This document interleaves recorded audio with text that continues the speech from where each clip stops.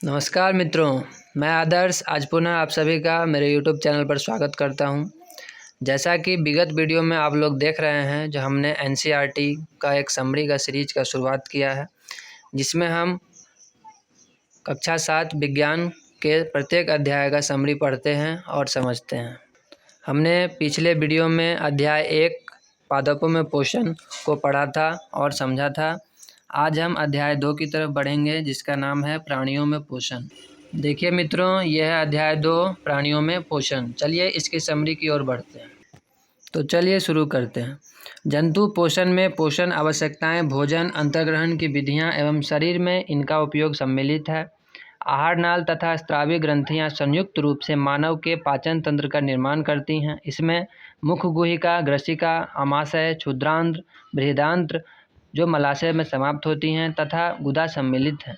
पाचक रस स्रावित करने वाली मुख्य ग्रंथियां हैं लाल ग्रंथि, यकृत, अग्नाशय, आमाशय की भित्ति एवं क्षुद्रांत्र की भित्ति भी पाचक रस स्रावित करती है। क्षुद्रांत्र का मतलब हो गया स्मॉल इंटेस्टाइन, छोटी आंत, और बृहदांत्र का मतलब हो गया बड़ी आंत यानी लार्ज इंटेस्टाइन। विभिन्न जीवों में भोजन ग्रहण करने की विधियां भी भिन्न हैं।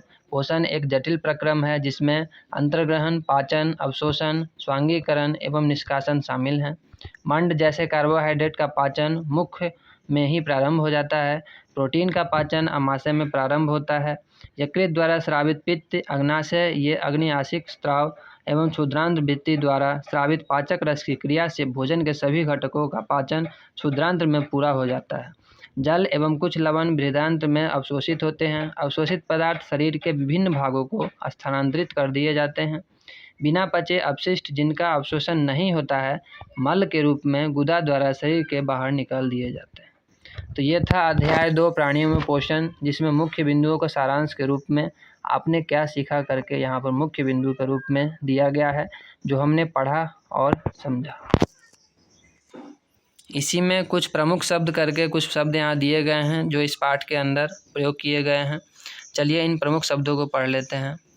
अवशोषण, एमिनो अम्ल, स्वांगीकरण, पित्तरस, मुख गुहिका, रदनक, सेलुलोज, पाचन तंत्र, निष्कासन, वसा अम्ल, खाद्यधानी, पित्ताशय, कृंतक, अंतर्ग्रहण, यकृत, चवर्णक, ग्रसिका, अग्न्याशय, अग्रचवर्णक, पादाभ, रूमेन, रूमिनेंट, रोमैंथी, लाला ग्रंथि, दीर्घरोम।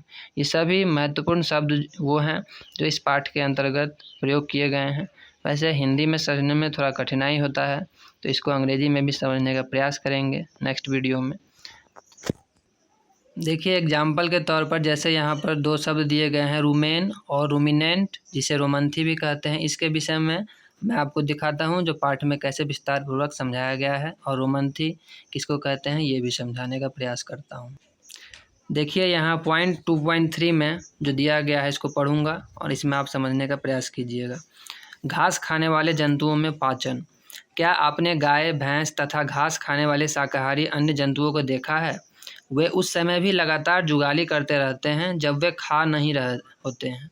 वास्तव में वे पहले घास को जल्दी जल्दी निगल कर आमाशय के एक भाग को भंडारित कर लेते हैं।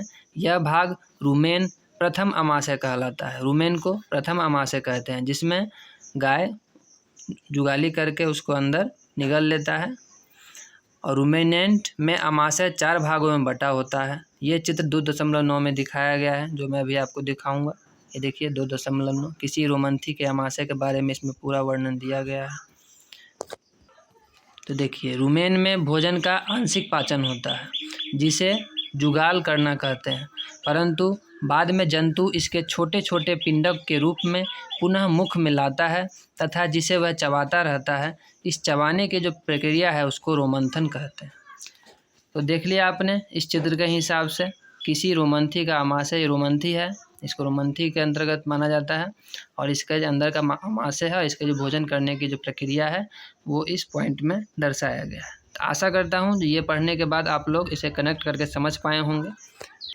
तो इस तरह हमने अध्याय 2 प्राणियों में पोषण के सारांश को भी पढ़ा और इसके अंतर्गत आने वाले कुछ महत्वपूर्ण बिंदुओं रोमंथी के बारे में भी जाना और समझा। तो आज के वीडियो में इस सारांश को, महत्वपूर्ण बिंदुओं को समझते हुए तथा मुख्य शब्दों पर गौर फरमाते हुए और इसके अंतर्गत आने वाले कुछ मुख्य बिंदुओं का वर्णन सुनते हुए हम इसका समापन करते हैं। तो फिर मिलेंगे नए वीडियो में नए चैप्टर के साथ। नए चैप्टर का नाम है ऊष्मा।